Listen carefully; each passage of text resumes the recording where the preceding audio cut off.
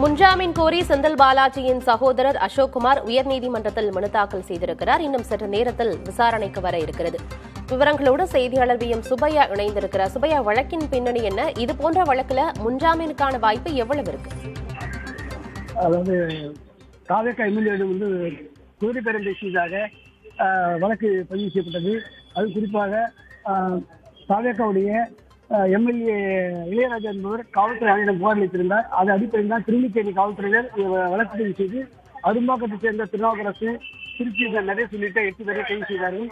இந்த வழக்கில் முன்னாள் அமைச்சர் செந்தில் பாலாஜியுடைய சகோதரர் அசோக்குமாரும் இதில் தொடர்புடையவர் என்று விவரமாக போலீசாரும் வலைவீசி தேடி வருகிறார்கள். இந்த நிலையில் அவர் முன்ஜாமீன் கேட்டு சென்னை உயர்நீதிமன்றத்தை நாடியிருந்தார்.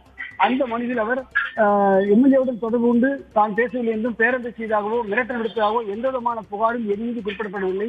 முதல் தகவல் அறிக்கை எனக்கு எதிராக எந்த குற்றச்சாட்டும் இல்லை என்பதால் எனக்கு முன்ஜாமீன் வழங்க வேண்டும் என்றும், அதே போன்று அமைச்சர் செந்தில் பாலாஜி, முன்னாள் அமைச்சர் செந்தில் பாலாஜியுடைய சகோதரர் என்ற ஒரே காரணத்திற்காகவே என்னை இந்த போது பொய் வழக்கு பதிவு செய்யலாம் என்றும் அதை குறிப்பிட்டிருந்தார்.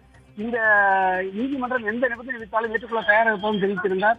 ஏனென்றால் கடந்த ஏற்கனவே வழக்குகளில் 2 ஆண்டுகள் தலைவராக இருந்திருந்ததால் காவல்துறை இவரை தேடும் மணி தீவிரமாக தனிப்படை அமைப்பு தேடி வந்தன.